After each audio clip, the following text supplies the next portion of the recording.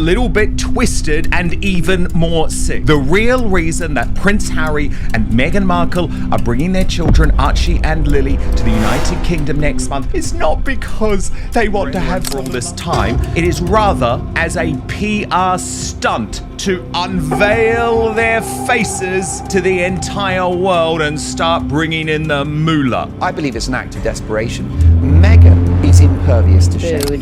If she puts herself out there too much in the UK, and if it weren't unprofessional, I might be one of the ones in the crowd going, ah! For 4 years, 2 small faces have been the most carefully protected secret in Montecito. A glimpse of the back of a head. A sun hat pulled low at exactly the right angle. A child turned away from the camera at precisely the right second every single time. Archie and Lilibet's faces have been guarded with something close to military precision. And that level of control does not happen by accident.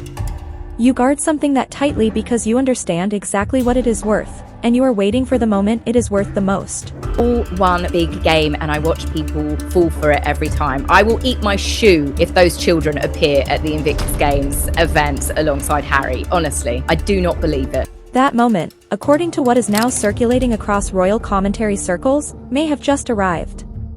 Reports indicate that Harry, Meghan, and their 2 children are planning to return to the United Kingdom together in July, the first time the children will have set foot on British soil in 4 years.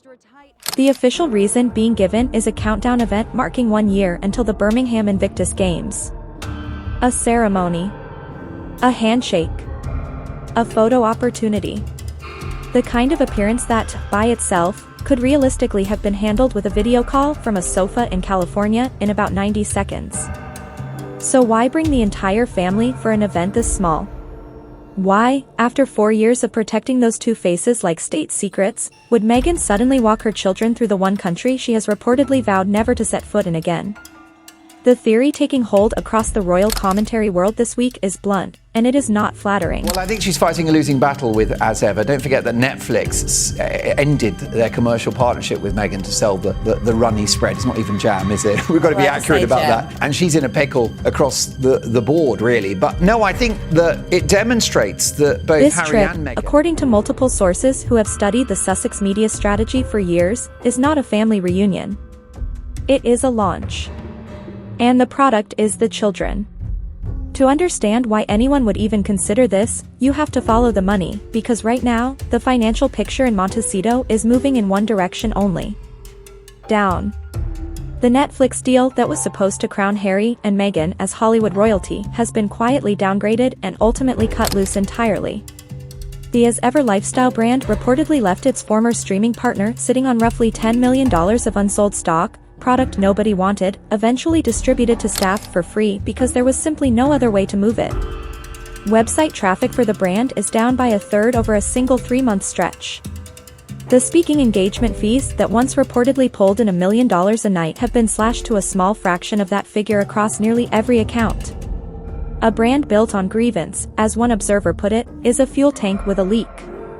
Eventually you are running on fumes, wondering why the dashboard keeps flashing warnings.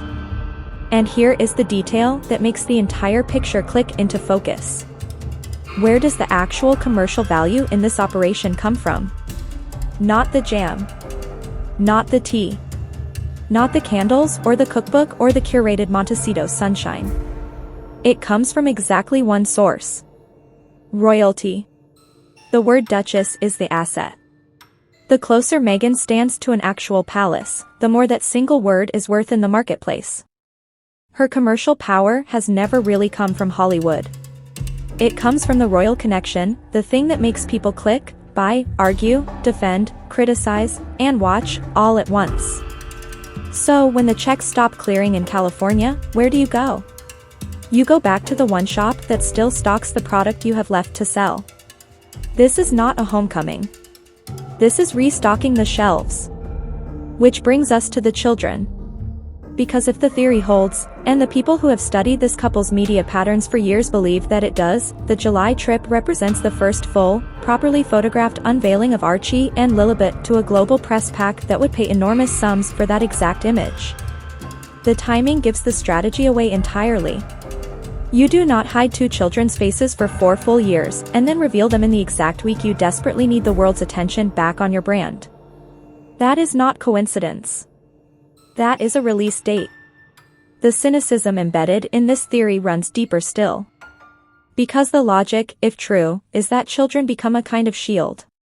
Nobody, not even the most hardened tabloid crowd in Britain, boos a child.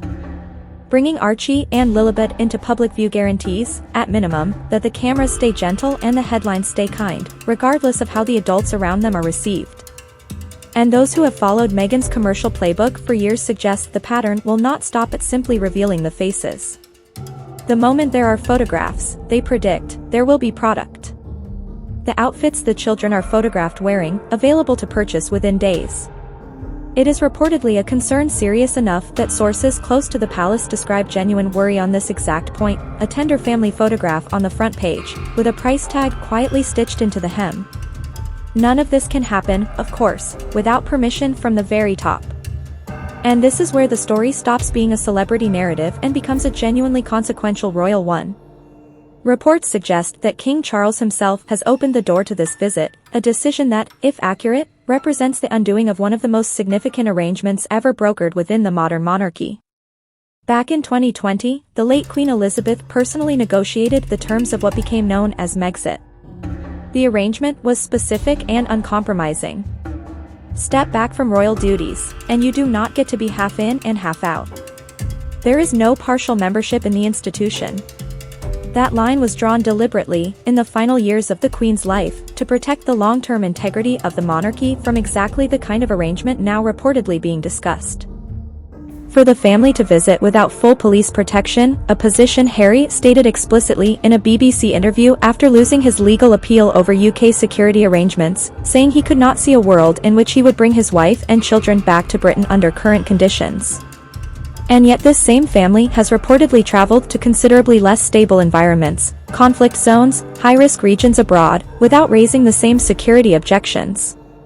If the July trip proceeds, British taxpayers may find themselves funding protection for two people who spent 4 years publicly arguing that Britain itself was the unsafe option. But here's the twist that makes this entire story worth following closely. A significant portion of the royal commentary world simply does not believe the children are actually coming. The evidence for that skepticism is specific and telling. In the very week this story broke, 2 different outlets were reportedly given 2 different versions of events. One was told the full family, children included, is confirmed. Another outlet, one of the couple's own historically favored American publications, was told the children are not expected to attend at all. 2 newsrooms. 2 contradictory briefings. From the same camp. When you tell 2 different rooms 2 opposite things, that is not an announcement. That is a trial balloon, designed to test public reaction before committing to anything concrete. Royal protection logistics add further doubt. Security arrangements of this kind typically require weeks of advance notice, and if a July arrival was genuinely being planned with the children included, that notice should already have been filed. The absence of confirmed security planning at this stage suggests, to experienced observers, that the children's appearance remains very much undecided, regardless of what headlines suggest this week.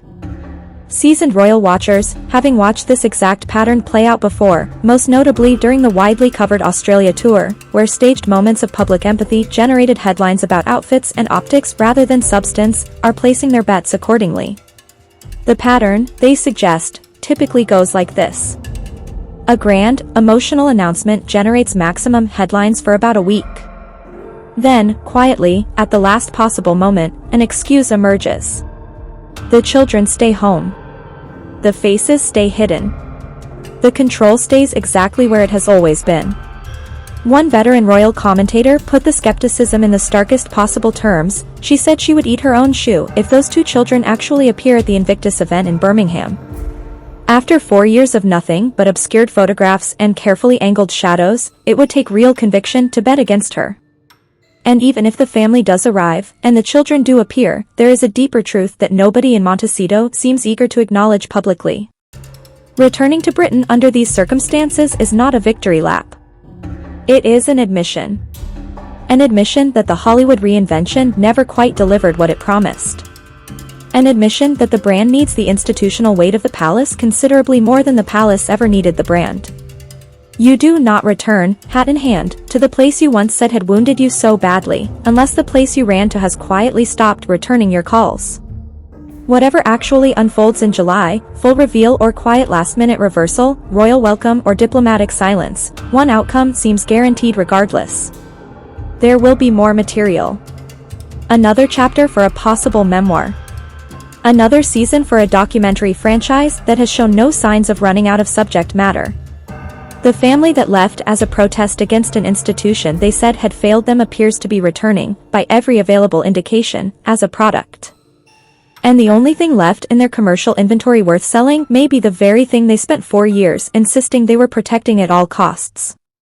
If this video gave you something to think about, please hit that like button right now. It genuinely helps this channel reach more people who care about the real story behind the headlines. Subscribe and ring the notification bell so you never miss our next video. Thank you so much for watching. We will see you in the next one.